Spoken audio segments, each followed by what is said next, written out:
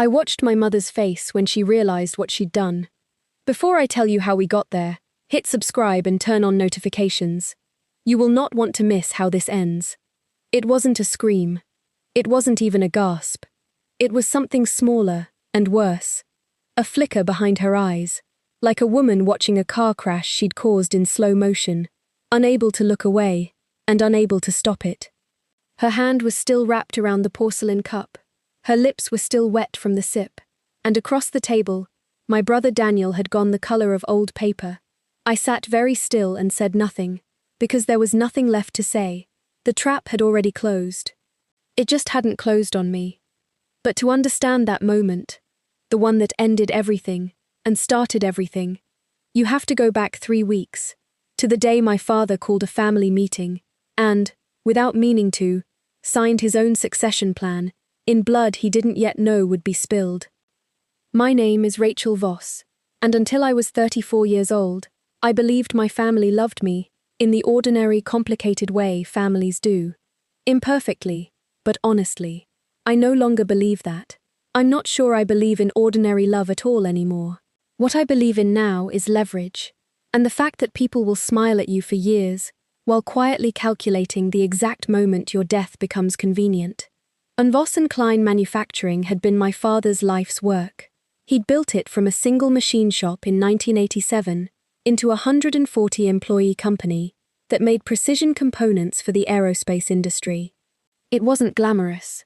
It didn't make headlines, but it made money, steadily and reliably, the way water wears down stone. And it had made my father, Walter Voss, a wealthy man by the time he turned 68, and his doctor started using words like cardiac event and we should talk about your workload. That's when the meetings started.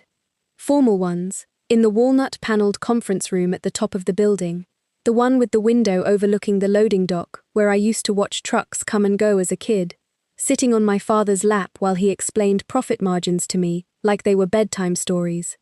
There were 4 of us who mattered in that room, plus my father and, eventually, the family lawyer, a sharp, quiet man named Mr. Abernathy, who wore the same navy suit to every meeting like a uniform. My mother, Elaine, who had never worked a day at the company, but had somehow accumulated an intimate, encyclopedic knowledge of its finances. My older brother Daniel, 41, who had worked at Voss & Klein for 19 years and considered the company his birthright, in the way some men consider their firstborn sons, a guarantee of legacy. My younger sister Portia, 30, who had never worked there at all, who lived in a beautiful apartment, paid for by a husband whose business ventures never quite seemed to work out, and who had developed, in the last 2 years, an unusually keen interest in helping Dad with his estate planning. And me, Rachel. The middle child, the one who had left for engineering school instead of the family business, who had come back 7 years ago, not because I wanted the company, but because my father asked me to help modernize the production floor, and I discovered I was good at it, better, if I'm honest, than either of my siblings. I had risen to director of operations. I understood the machines, the contracts, the vendors, the employees by name. I was, according to 2 separate consulting firms, my father had quietly hired to assess succession options, the only one of his children qualified to run the company. I didn't ask for that. I want to be clear about that, because in the weeks that followed, my family would try to convince me, and worse, try to convince themselves, that I had somehow schemed my way into it. I hadn't.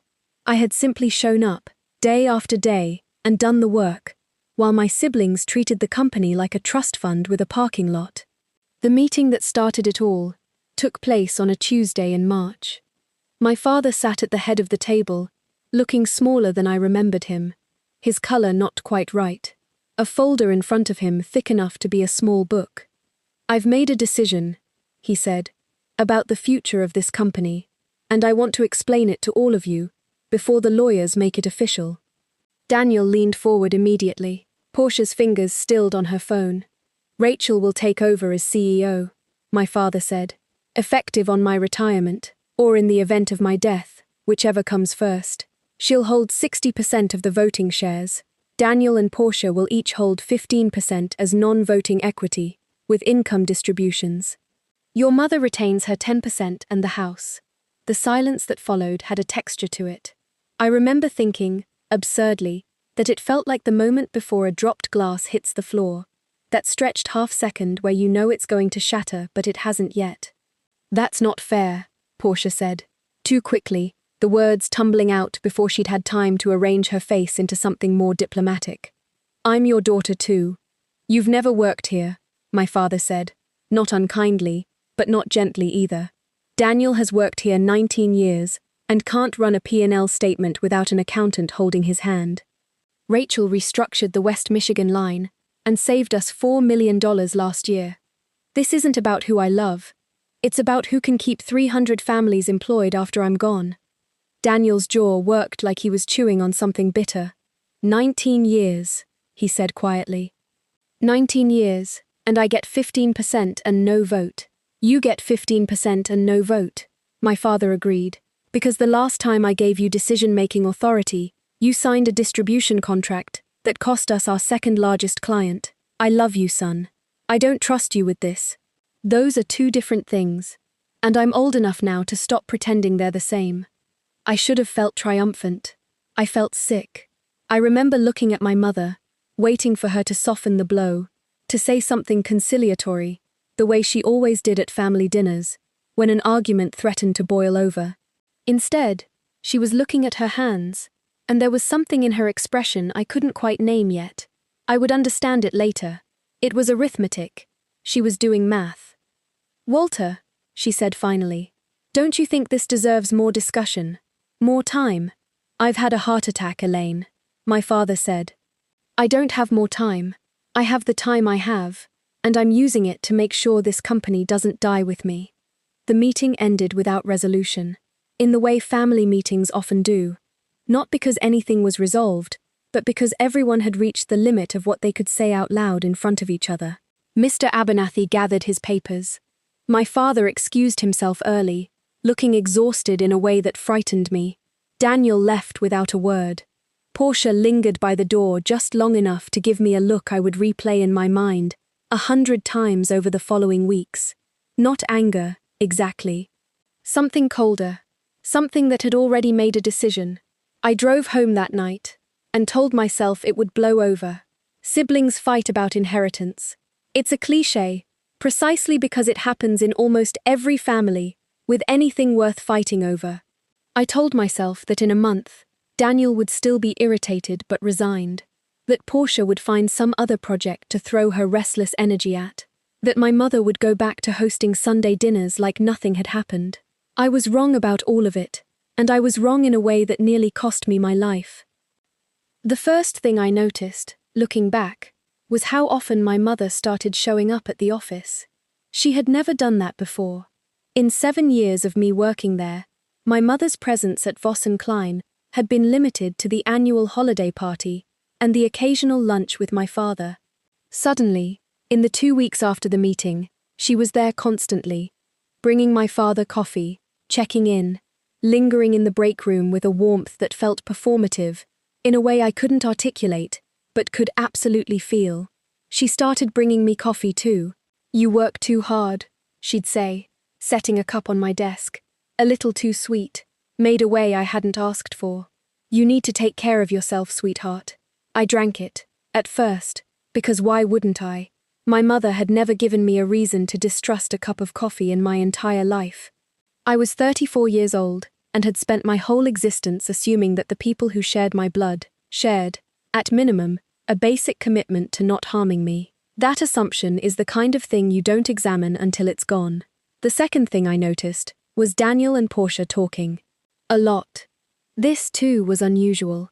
My siblings had never been close. They were 5 years apart, and had spent most of their adult lives politely tolerating each other at holidays.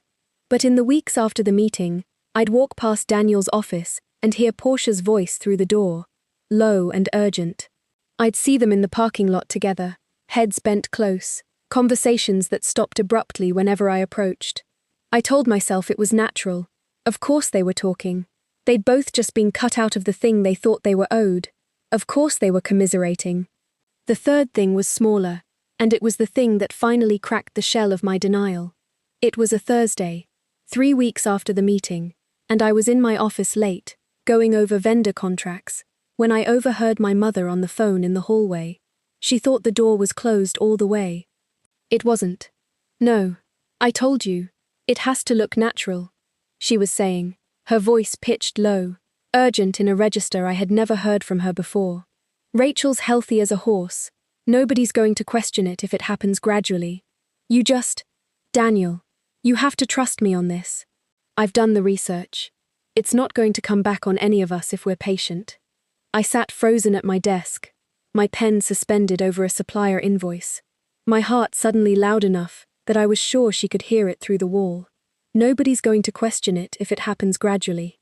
I told myself, in the desperate way you tell yourself things you know aren't true, that I'd misunderstood, that she was talking about something else, a diet, a home renovation, some completely benign thing that only sounded sinister because of the context I'd brought to it. I wanted so badly to believe that. I sat in that chair for 20 minutes after she hung up, running through every innocent explanation I could invent, and none of them held together for more than a few seconds before collapsing under the plain weight of what I'd heard. I didn't confront her. I want to explain why, because I've thought about it a great deal since, and I think the reasoning matters. If I was wrong, I would have destroyed my relationship with my mother over a misunderstanding, and I would never have known whether I was wrong or right. If I was right, confronting her would only warn them, and whatever they were planning would simply continue underground, more carefully hidden, more dangerous for being invisible. So instead, I did something I am not proud of, but which I believe saved my life. I started paying attention. I started documenting. I bought a small voice recorder from an electronics store 45 minutes from my house, paying cash, telling no one.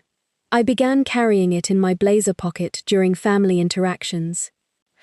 I started declining the coffee my mother brought me, politely, always with an excuse, letting it sit on my desk until it went cold, then pouring it down the bathroom sink when no one was looking, and rinsing the cup thoroughly before returning it to the break room.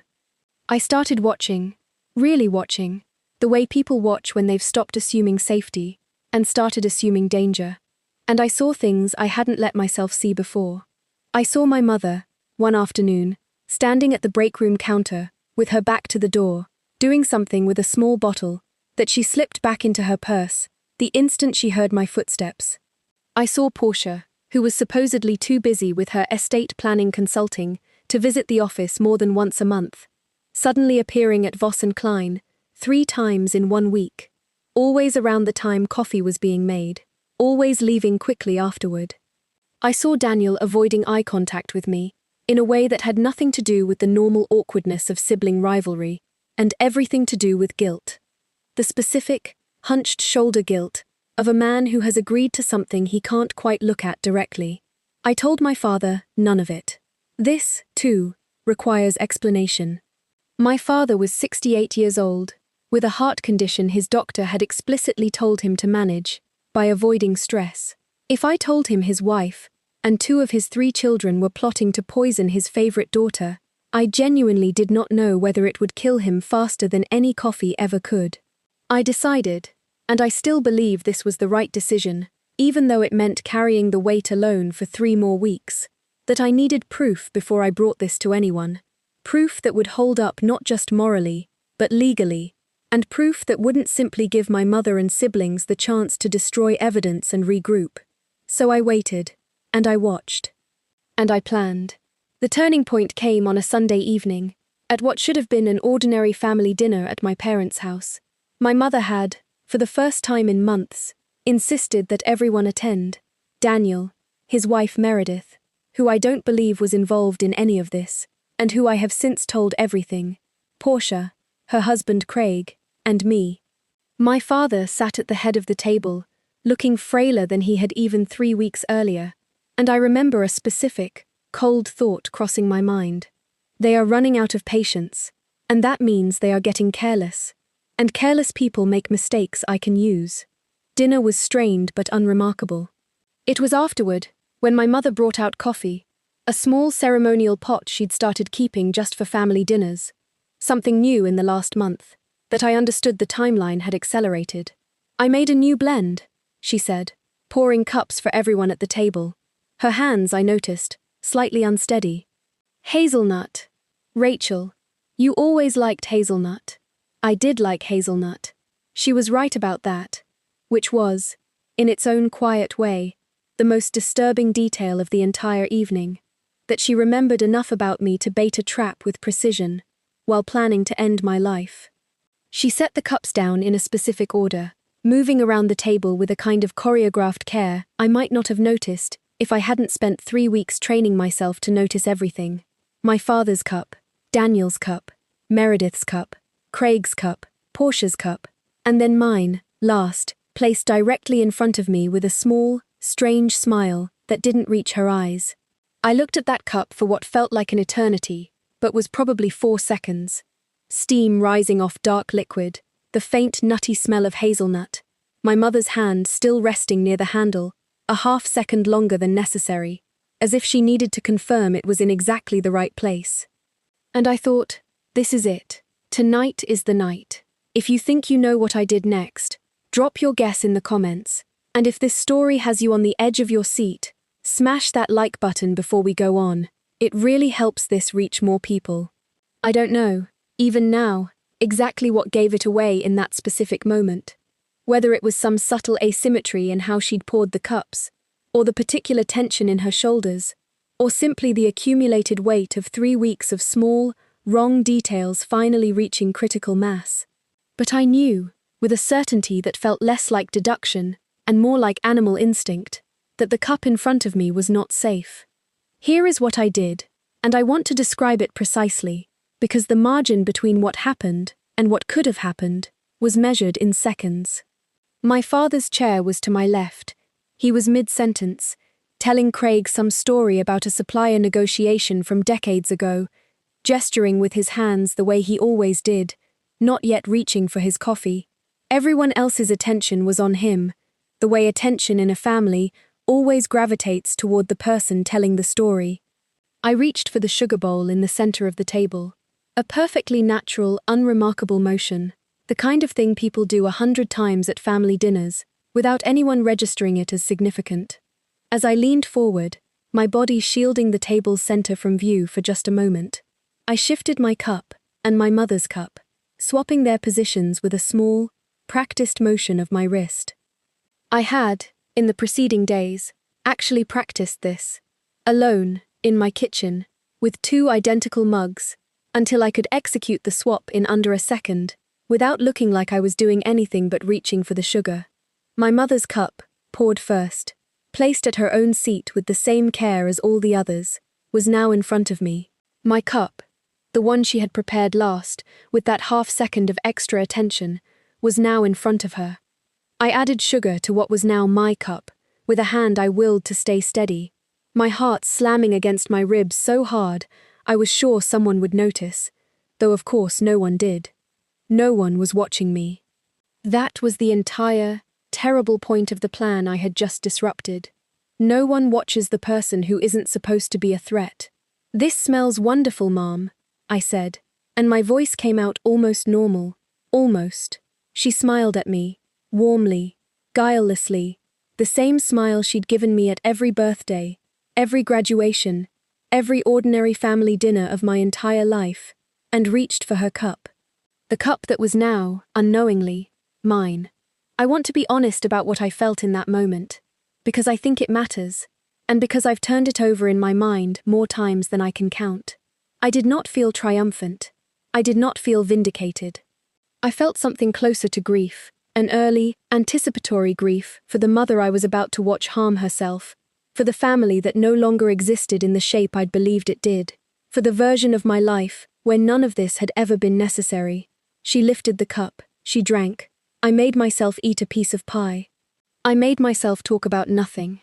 Meredith's garden, a movie Craig wanted to see, whether the Lions had any chance this season. I made myself sit at that table for another 40 minutes, watching my mother sip from a cup she believed was harmless, and I knew was not, and I have never, before or since, worked harder, to hold a normal face over something monstrous. It was nearly 10 o'clock when she started to look unwell. It began small, a slight paleness, a hand pressed briefly to her stomach, a comment about feeling warm. Daniel noticed first, asking if she was okay. She waved him off, said it was probably something she ate, said she'd taken a new blood pressure medication that morning, and maybe it didn't agree with her. I watched Portia's face during this. I want that detail on record, because it told me more than almost anything else that night.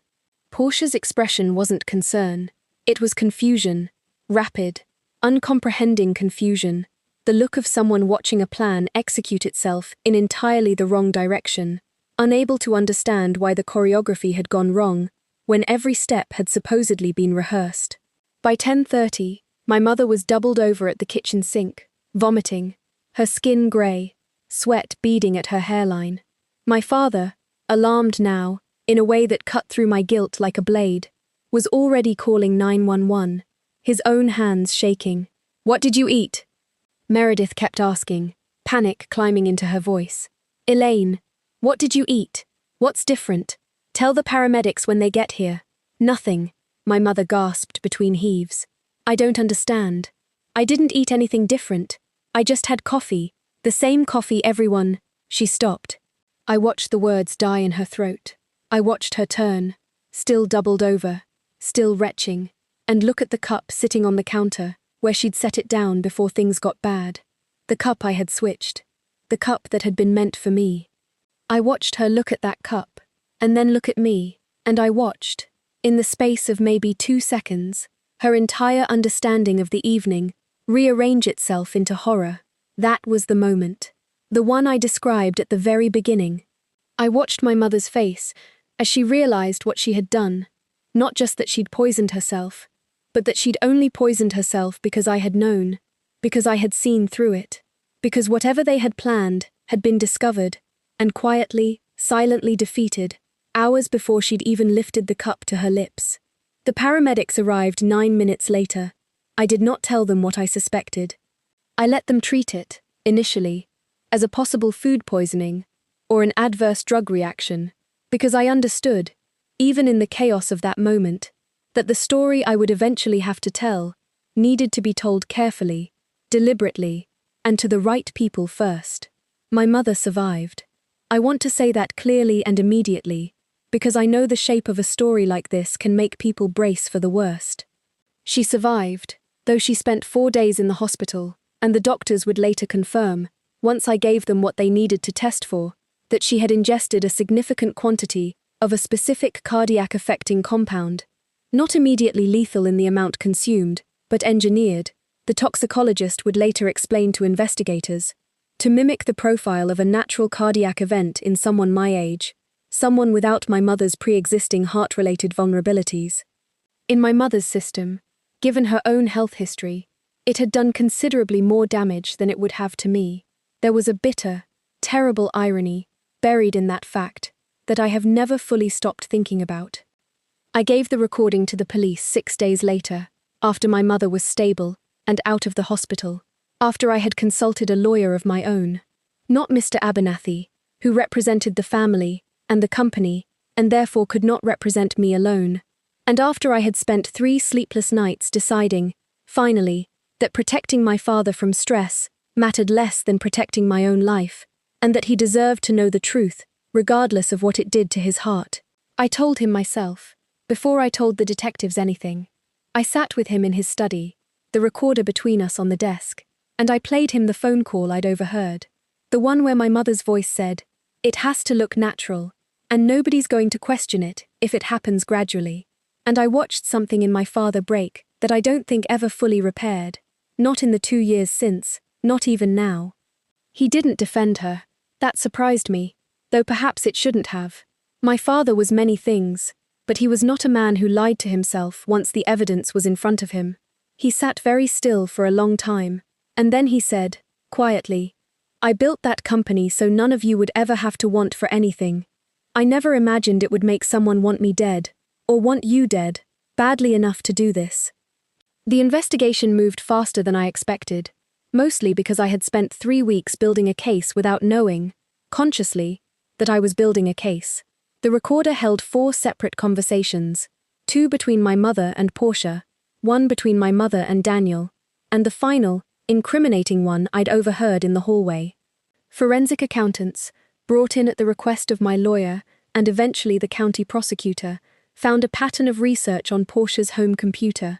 Searches for cardiac mimicking compounds, forum threads about substances that wouldn't show up on standard toxicology panels, an order placed through an intermediary account for a chemical compound that, on its own, had legitimate industrial uses, but had clearly been acquired here for something else entirely. Daniel's role, it turned out, was smaller than I'd feared but no less damning. He hadn't sourced the compound or planned the mechanics of the poisoning, but he had known. He had agreed to it, in principle, in a moment of resentment he would later describe to investigators, and eventually to me, in a single supervised conversation, as the worst thing I have ever done and the thing I will spend the rest of my life trying to understand about myself. He hadn't been able to go through with actively administering anything, which was, I suppose, the thin thread of decency that kept him from a more severe charge than conspiracy. But knowledge and inaction, in the eyes of the law, and honestly in my own eyes, were not innocence. My mother's role was the one that broke me most completely, because my mother's role was the plan itself. It had been her idea from the beginning, not Portia's, not Daniel's. She had approached each of them separately, in the weeks after that first succession meeting, playing on Daniel's wounded sense of entitlement and Portia's chronic financial anxiety, framing the entire scheme not as murder, but as fixing an unfair situation, as if killing me were a rounding error in a spreadsheet rather than the ending of a human life. She had researched the compound herself. She had acquired it through Portia's intermediary contact. She had planned the dosing, the timing, the cover story about a sudden cardiac event given my family history, a family history that, as far as any doctor had ever told me, did not exist, but which she had apparently intended to manufacture after the fact, through some combination of falsified records and a compliant, or perhaps simply overworked, family physician she'd cultivated a relationship with over the preceding year. I think about that detail more than almost any other. The year of preparation. This had not been a crime of sudden passion, born in the heat of one bad meeting. This had been a slow, patient, methodical dismantling of my life, planned with the same discipline my mother had once brought to organizing our family Christmases. The trial took 14 months to reach. I won't recount all of it here. The depositions, the plea negotiations, the surreal experience of sitting in a courtroom, watching a prosecutor describe my own mother as a defendant, of hearing the word, attempted homicide, attached to a woman who had once sat by my hospital bed for 3 straight days when I had my appendix removed at 19. Portia eventually took a plea deal in exchange for testimony, receiving a reduced sentence of 6 years. Daniel, given his more peripheral role and full cooperation, received probation and mandated counseling, along with what amounted to a permanent, unbridgeable rupture between us that no legal outcome could touch. My mother pleaded guilty rather than face trial, in what her own lawyer described to the press as an attempt to spare the family further public exposure, though I have always privately believed it was as much an attempt to spare herself from having to sit through a trial that would require her to hear, out loud, in a courtroom, exactly what she had tried to do to her own daughter.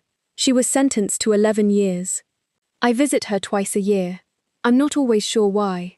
I think some part of me is still looking for an explanation that will make sense of it. Not an excuse. I don't need an excuse.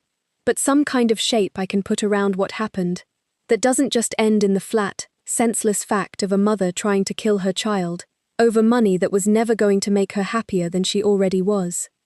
I haven't found that shape yet. I'm not sure it exists.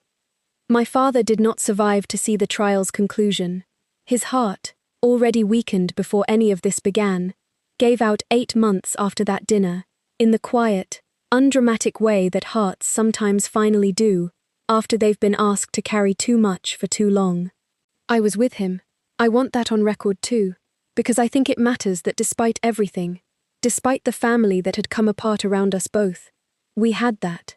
His last coherent words to me were about the company, which I suppose was fitting, given everything. He asked me to take care of the people who worked there. He said he was sorry it had cost me what it had. I told him it wasn't his fault, which was true, and I told him I would take care of it, which was also true, and has remained true every day since.